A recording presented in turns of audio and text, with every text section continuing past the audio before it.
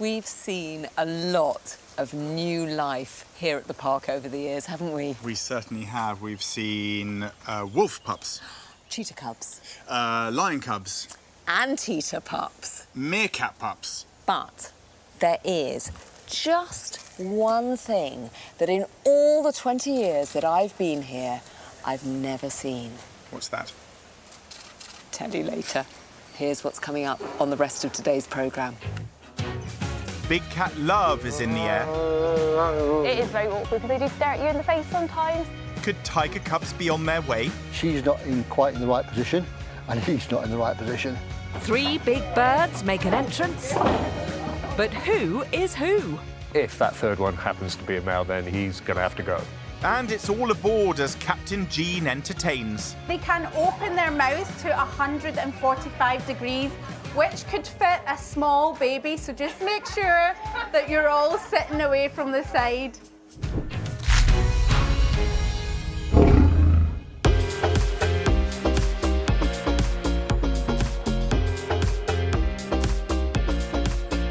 Last year, 2 rare Amur tigers, Red and Yana, arrived at the park to kickstart a breeding programme. With less than 500 of their species left in the wild, if these 2 4-year-olds breed, they'll introduce the first tiger cubs to Longleat in 18 years. Something Head of Operations Darren is especially excited about. Here you have a really endangered species. I mean, a few hundred left in the wild, and here we are with a controlled stud book breeding throughout the whole of Europe. We build the exhibit, we build the house, we get the animals in, we mix them, and the end result is cubs. Oh my goodness. It's early morning, and keeper Caleb has noticed that the tigers might have finally started a big cat courtship. Red's scent marking straight away, which is a good sign that he's trying to protect and dominate his territory, so hopefully there's some interest in Yana.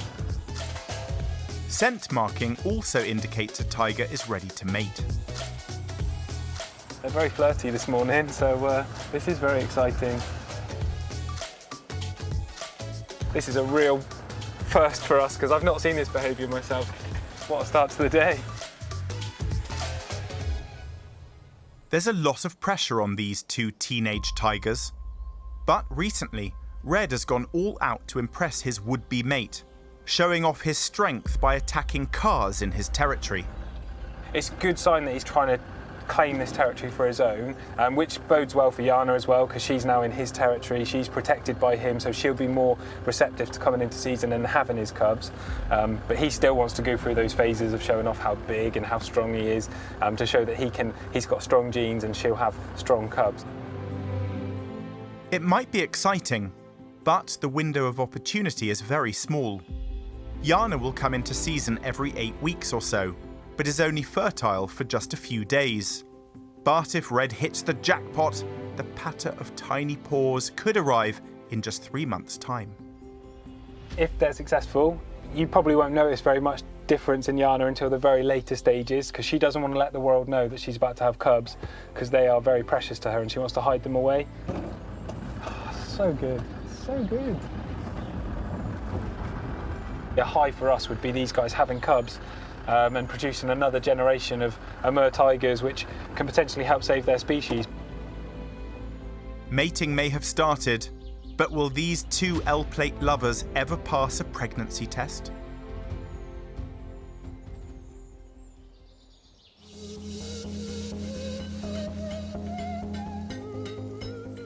However hot a British summer gets, you can always guarantee a few downpours.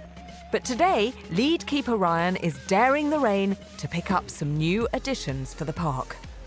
It's not ideal weather for driving up and down the country. If they've been out in this all morning and then we turn up to load them, it's probably going to be quite a mucky job. So who is Ryan collecting, and why won't they look their best? Ryan is picking up 3 new 1-year-old ostrich, one of the few bird species that lack the oil-producing gland responsible for waterproofing their feathers. The long-legged lovelies might not look, well, so lovely. The birds themselves will be bedraggled if they've been exposed to the rain this morning. The new arrivals will be joining 20-year-old Haggis and 10-year-old Stacey on the East Africa Reserve in the hope of adding a whole new generation of park-born ostrich. Moving forward, you know, when it comes to breeding, both our girls are fairly old. It might be that one of these newer females is actually more of an ideal bird to breed from. Joining Ryan on his big bird mission are keepers Darren and Kiara. With the trailer hitched up, they head off in the rain and make their way to the aptly named Noah's Ark Farm Zoo, just outside Bristol. Yeah, we've left site now on the way to get ostrich. Thankfully, the Wiltshire downpour gives way to Somerset sun, hopefully making this pickup a lot less mucky. But 8-foot ostrich capable of speeds over 40 miles an hour are not the easiest things to herd, and their kick is powerful enough to take out a lion. No! Popping a bag over their heads will help keep them calm. Don't. Okay. One by one, they're gently led from the ark to the trailer.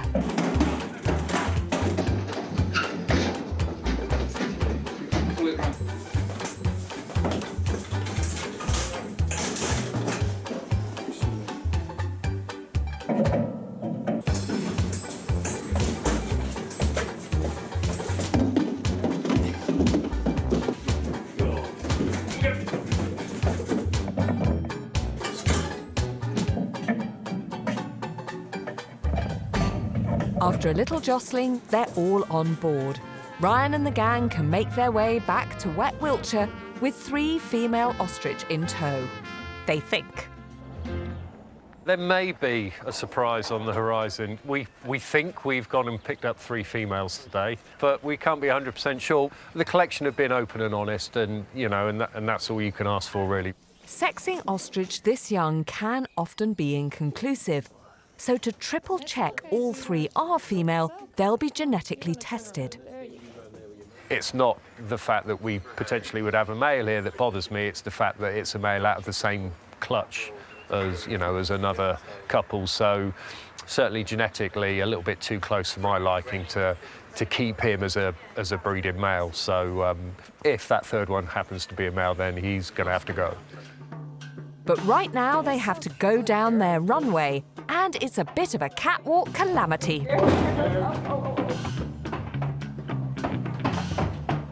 More Naomi Crumble than Campbell.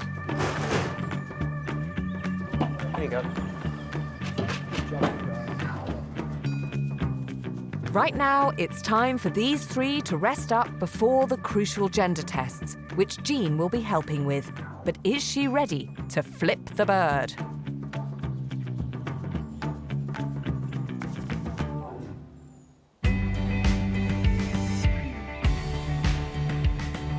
To the right of the house lies Half Mile Lake.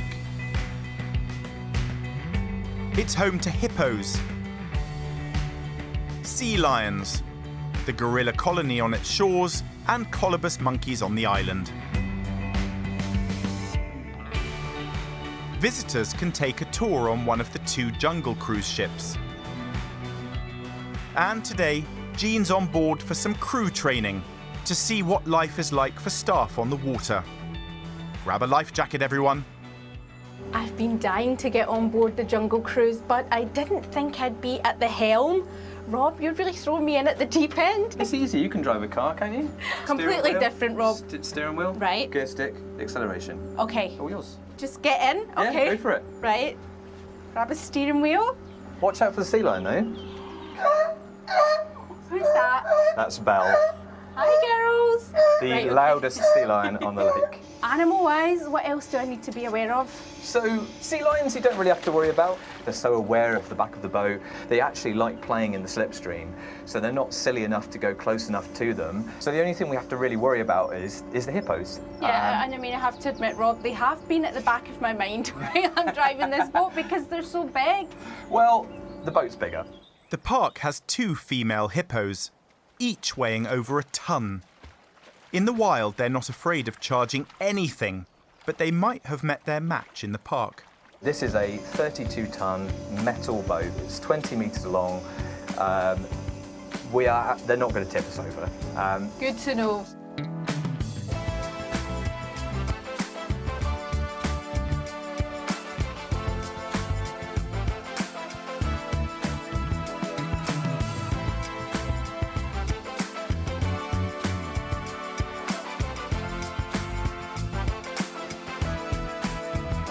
Thankfully, no casualties, animal or otherwise so far. But a terrifying job lies in wait. I survived being captain of the Jungle Cruise, but now I'm making my debut as a guide. Kim, help me with this, please. You'll be fine, but you will need this. Oh, I mean, quite intimidating.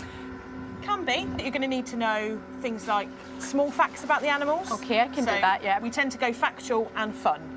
The thing I'm most worried about is landing a joke. I'm terrible with funny lines. It's difficult because you just have to find your own flow and which jokes then work for your personality as much as anything else. Right, so we want a bit of fun, but what do I definitely have to get across? Right, so obviously every single trip, you're going to get sea lions. There are 6 Californian sea lions in the lake, 5 females and 1 male called Buster. Buster is 24 years old this year. He is 8 feet long. It's a good fact. Weighs in at just over 40 stone. Obviously the barking noises, they're hungry, or you would think they were, and then we make a joke about them being fed every 10 minutes. You know, she's not starving, don't be fooled, that sort of stuff. Like I say, sea lions are a definite, but you are going to then get a couple of curveballs because it depends what the other animals are doing. OK, so our colobus monkeys, are they quite well behaved? They're pretty good, actually. The 7 colobus monkeys, all boys, are the new tenants of Nico's Island, the sadly missed 56-year-old silverback gorilla who passed away last year. There were worries they might jump in the lake for a swim, but thankfully they've kept themselves dry, so far. The hippos are my ultimate favourite. I love them because they're miserable and they can get away with it all the time. So we've got obviously the 2 girls, Spot and Sonia. The keepers generally don't need to do much with them. Herbivores, obviously, but they are the most dangerous animals we keep on the park as well. Throw that in, that'll scare them a little bit. So, so I usually say something like, hippos are responsible for killing upwards of 1,000 people every year. That's not a fun fact. But don't worry, that's not here. We don't lose so many. Lot to take in to a boat full of people with a microphone. I think you'll be fine. When Jean finally gets an audience, will her joke sink or swim?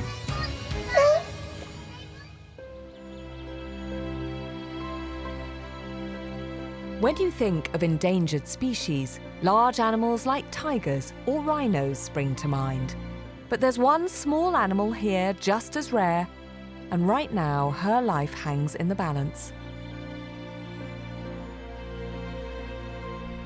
This is Tadala, a rare type of Hyrax from Africa. Sometimes called rock rabbits, she's the only breeding female at the park, and now she's in the intensive care unit of Animal Adventure, under the care of Alessandra. To be honest with you, I am very concerned. In my opinion, it's still sort of a 50-50. It could go either way. In the wild, Hyrax are loud and outgoing characters, but Tadala, who's battled ill health since she arrived 3 months ago, is a shadow of her species. Something just isn't right. The health check we'll be doing today is going to be quite in detail. We're going to do what we like to call a nose to tail. Her general body condition, we're going to start right at the front. We're going to check her nose, her eyes, her ears, her mouth, her skin, all the way right down to her feet. Sick as she is, the name Tadala means feisty one.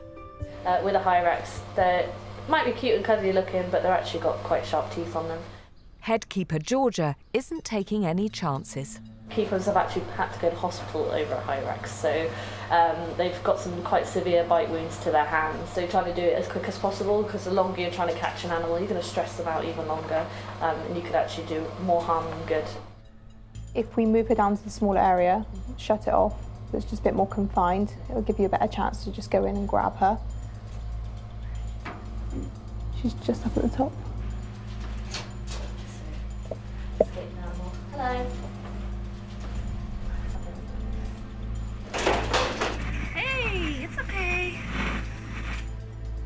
Ping, ping, ping. You got her? Right, let's have a look. So she actually has chipped the tooth. She's quite a young individual. To be losing her teeth is very strange. Surprisingly, Hyrax are related to elephants, and they have tusks which they use to eat and for defence. George, if you just have a look at her mouth, right at the back, this side here, looks sore. Oh, no.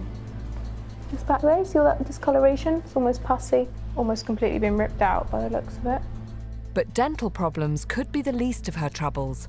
An adult Hyrax should weigh between 3 to 4 kilos, but Tadala's not been eating. Pop her in.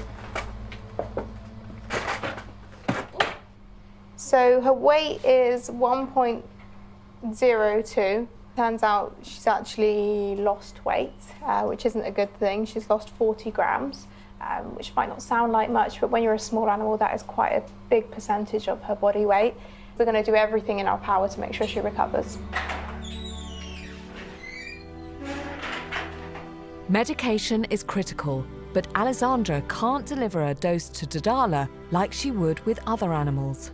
She's a bit of a special case because Hyrax is very susceptible to stress.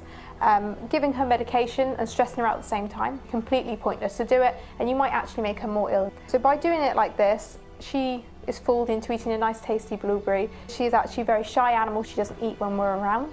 So we're going to have to put the medication in there and leave her alone and hopefully come back later and she's eaten it. With medicine cunningly hidden in Tadala's favourite blueberries, fingers crossed, all Alessandra can do is hope.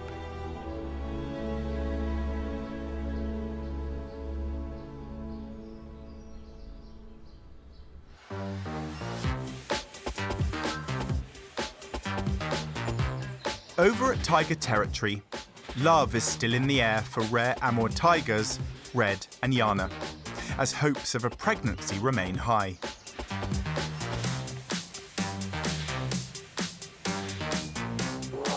Adolescent 4-year-olds they may be, but they are mating. And all under the gaze of keeper Rachel.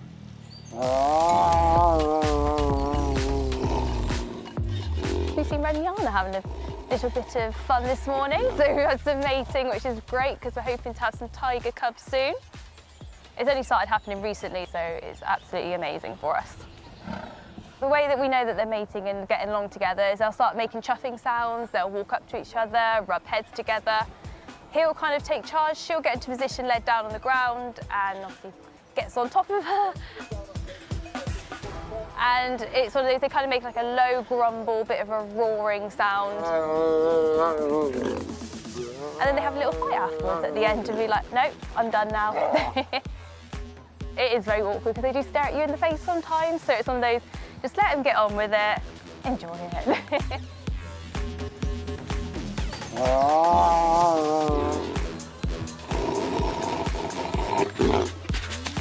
We got them here to breed because they are so endangered in the wild, so it is important that we do breed them. If it's not successful, I'll be very surprised. When the female is in season, tigers can mate every 5 minutes, with each encounter lasting just a matter of seconds.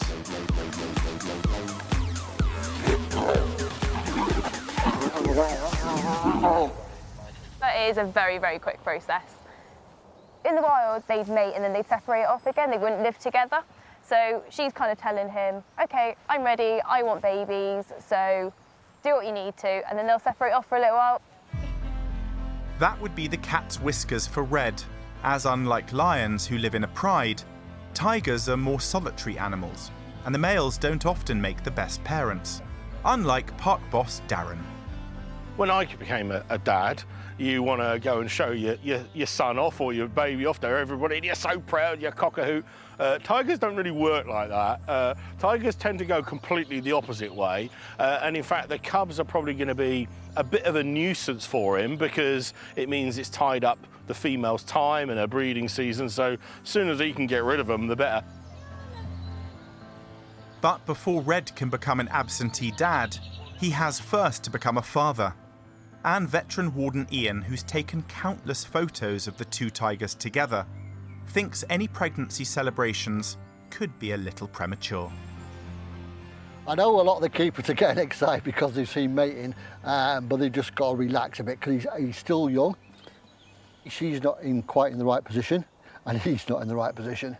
And what tends to happen is she's got to sit reasonably still, and he obviously gets on from behind her, and then at the ending bit, he bites the back of her neck, which stimulates her, and then when she's finished, she'll roll over, batter him with her paw, and then do a roly-poly. So that side of it's working, but when I've looked back at the picture, you can just see positioning is just not right. I'd be really, really happy if they breed this year and we have cubs this year. That would be mega exciting. I wouldn't be that disappointed if we have to wait till next year because of his age. The park and its keepers have waited over 18 years to hear the pitter-patter of tiger cub paws. Does this pair of tigers have what it takes to finally end the wait?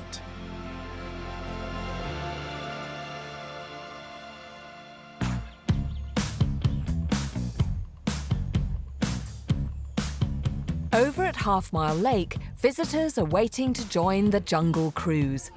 After her earlier training from guide Kim, Jean is about to start her one-woman show.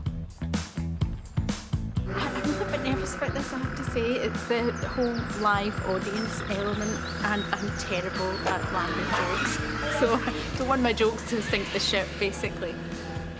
Welcome on board the Lady Linka. Everyone, this is going to be a really special cruise today. There are lots of really interesting animals for you to have an up close and personal look at.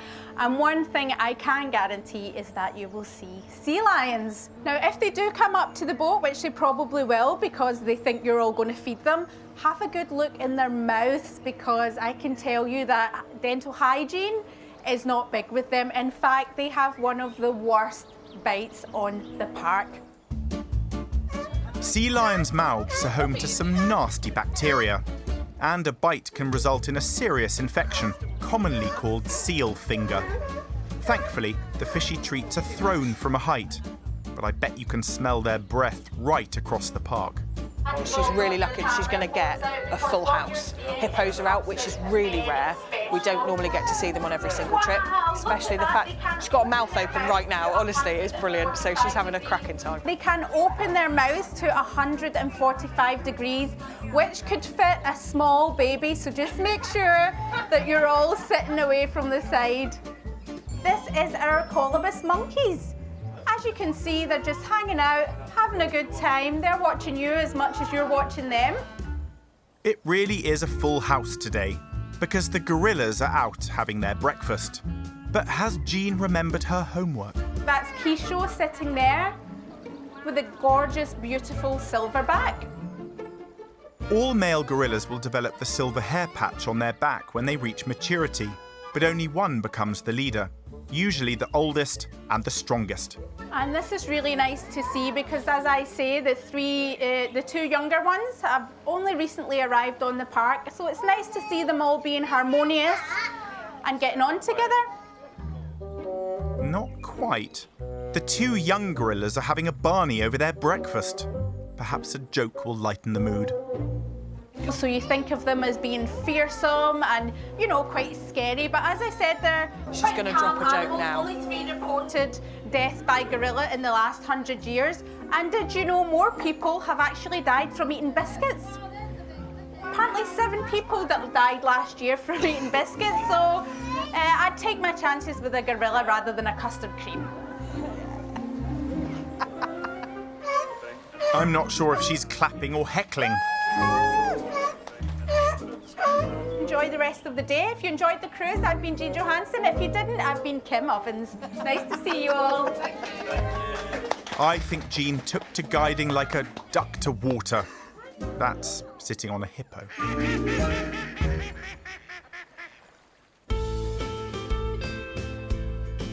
Whenever a new species arrives at the park, the keepers have to make sure they have a home where the animals can thrive, no matter which part of the world they're from. New high-jumping Cuban crocs, Fang and KO have very specific needs, and the keepers are determined to get everything right for these cold-blooded, snappy new tenants. The heat is on.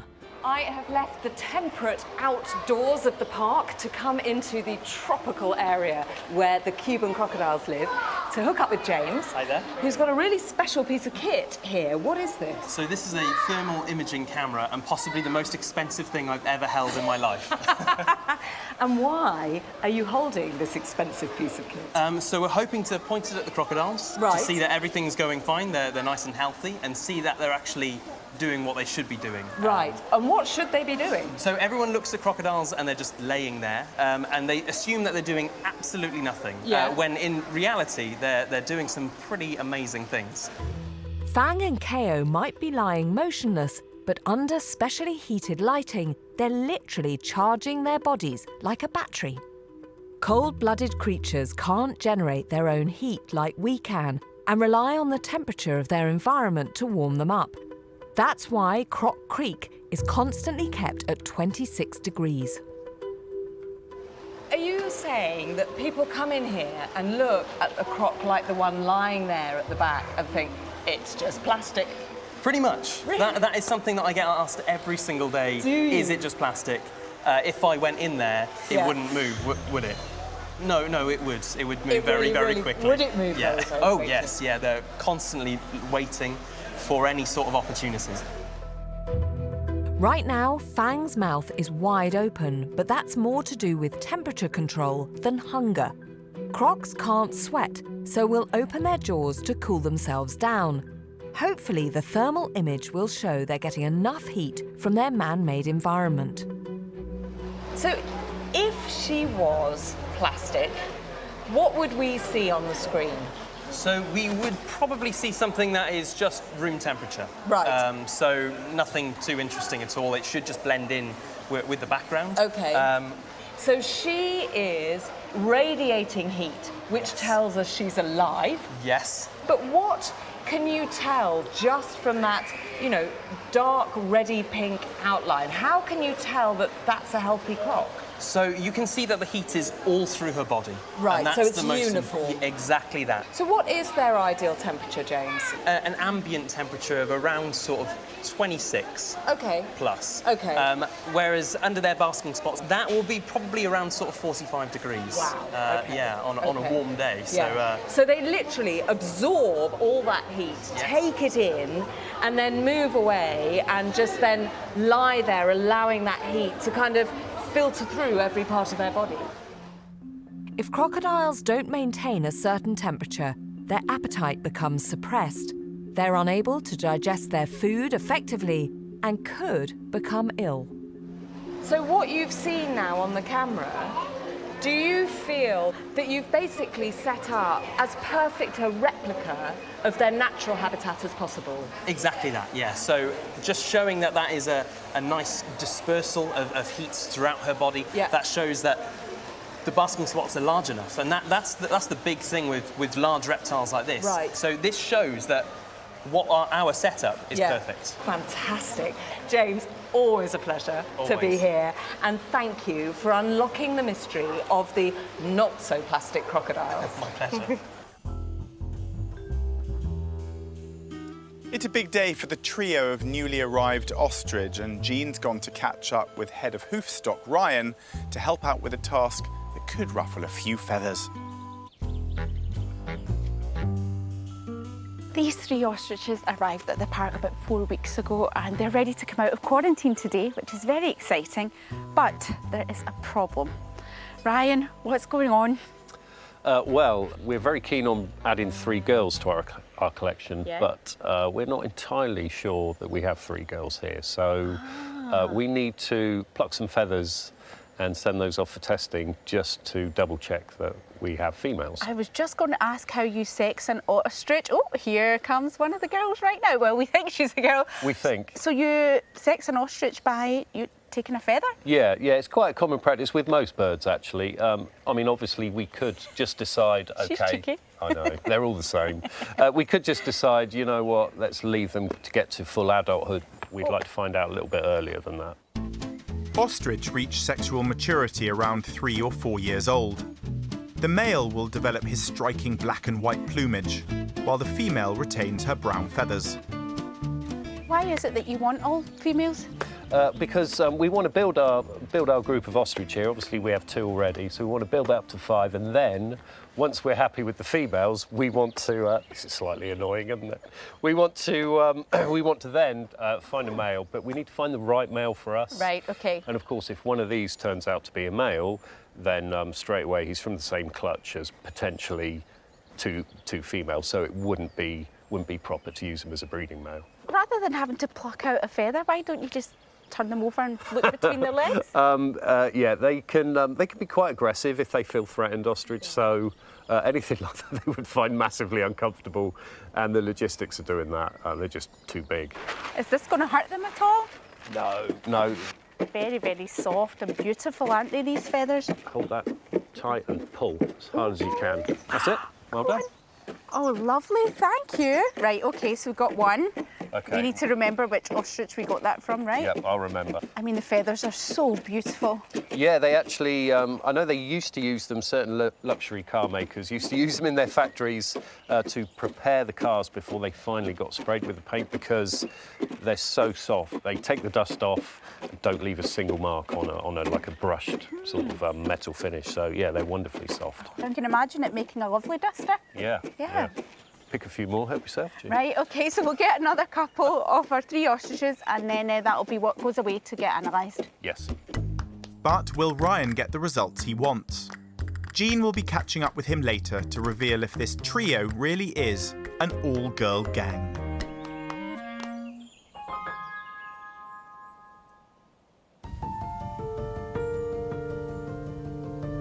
Over an animal adventure intensive care, Tadala, the poorly Hyrax, has taken her medicine.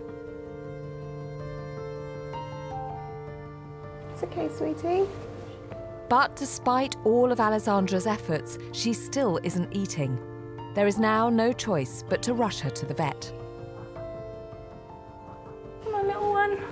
Tadala is the park's only breeding female, but she's critically underweight. Her loss would be a huge blow to the park's conservation programme. 1 kilo, tiny. Really tiny. Hey. That's quite a concern as to why she is so underweight. Hello.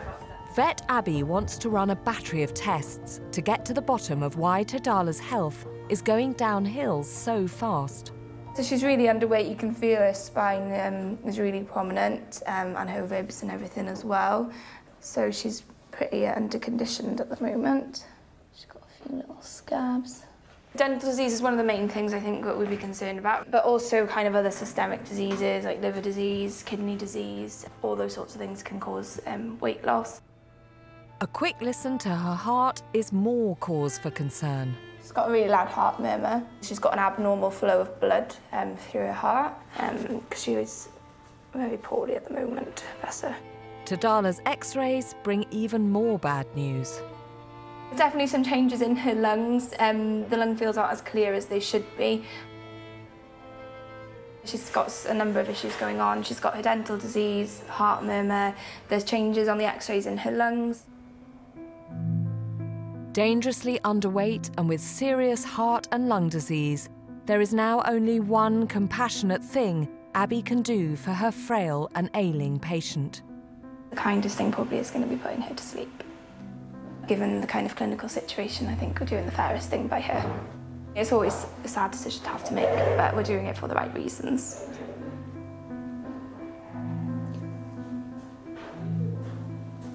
She's gone now. For keeper Alessandra, who fought so hard to keep Tadala alive, the news is a blow. I am completely heartbroken. I'm definitely going to miss popping into the hospital and seeing her face. Yes, she was small and runty and she wasn't the prettiest, but she had such a great personality and I did really, really form such a good relationship. Good night, sweetie. I am going to miss her.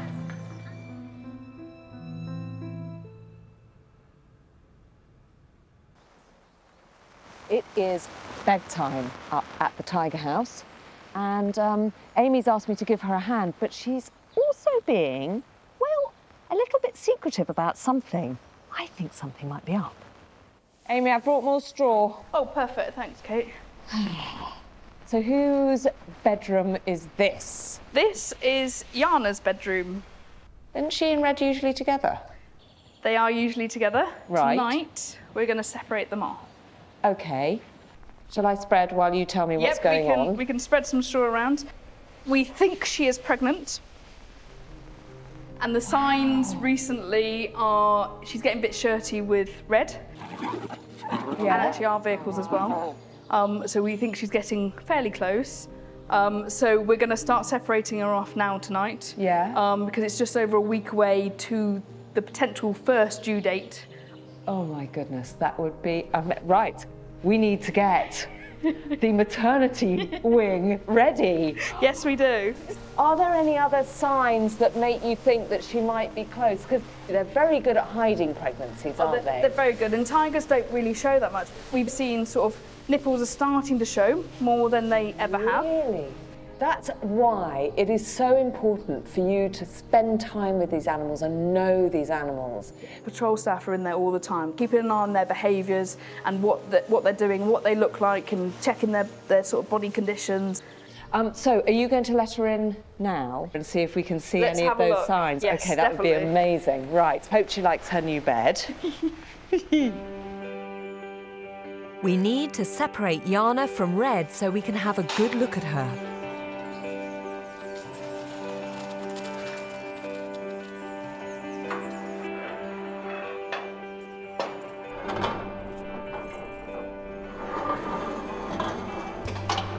Here she comes. Hey, Jana. Are you saying where's Red? Hello, girl. You really want Red? No, not really. You just want your supper, don't you? I mean, looking at her so close up, she looks lean, athletic, but definitely not pregnant.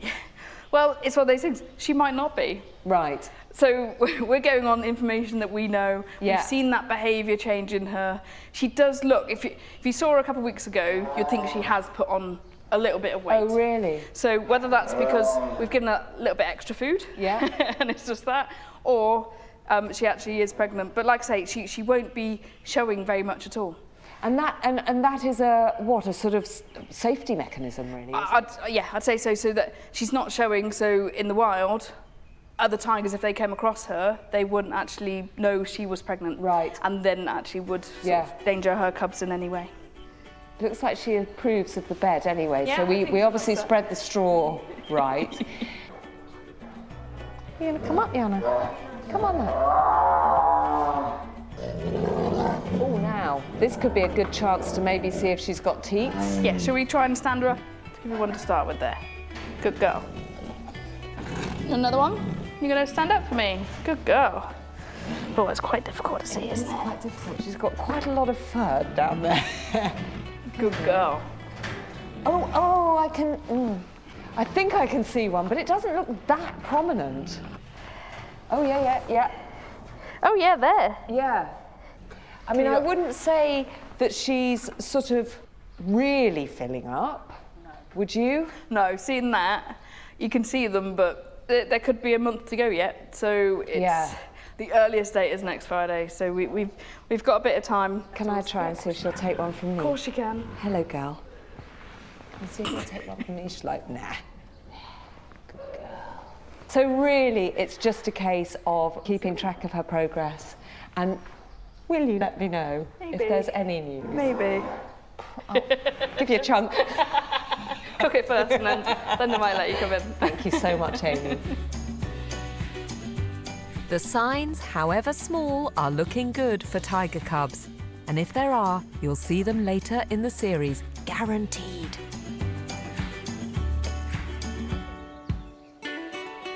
That's a result we're all looking forward to. But across the park, Jean has some more surprises to reveal. Remember the mystery of Ryan's new trio of ostrich? We didn't know whether they were boys or girls. Well, the results are in, Ryan, and all will be revealed. Slightly nervous about this, June. I'm going to keep you waiting a couple of seconds longer because I remember you really wanted 3 girls. Absolutely, yeah. How desperate are you to know? Pretty desperate, very desperate. Let me get to it. Now, Ryan, I have no idea what's in here. the first ostrich is...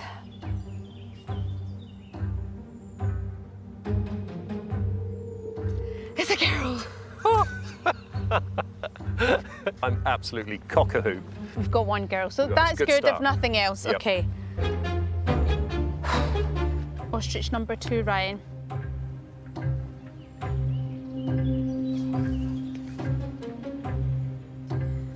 It's another girl. 2 out of 3 means it was, you know, already it's been worth our while taking the 3. Ready for the third? Yes. The third ostrich, Ryan. It's a boy. Rats. There's a boy in there. Oh, okay. Oh, what do you think about that?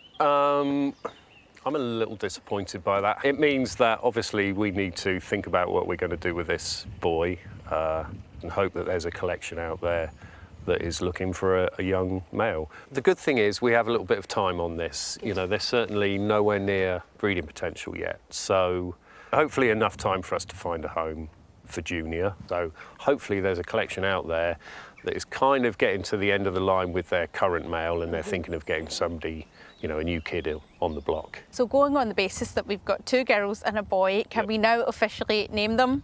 We do. We have Delta, Echo and Blue. And I don't think, in light of the revelation that one of them's a boy, I don't think we need to pickle with those names. Oh, right, really, okay, yeah. Because I think they work well. They're all pretty unisex, aren't they? Yeah. I'm thrilled for you. Congratulations on Delta, Echo and Blue.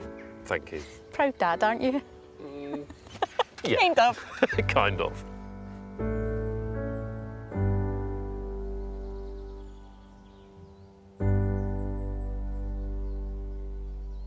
Nothing like a way to cool yourself down after a hot day than some frozen blood.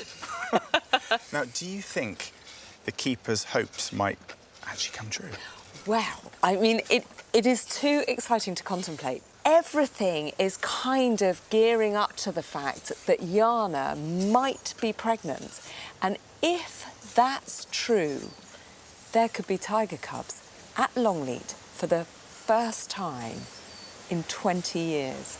How amazing. I mean, that would just be, what be? an amazing, amazing conclusion to the incredible story of the Amur tigers here. Well, we will keep all our fingers crossed, and of course, if there's any news, you will be the first to know. But here's what's coming up on the next Animal Park. Will these formidable new roommates unleash their stinky spiked weapons? You're causing me some problems. Kate hones in on the trot of tiny hooves. It's happened, Tina. And Violet the koala's breathing problems worsen. It's quite mottled in appearance. That just indicates there is lung disease there.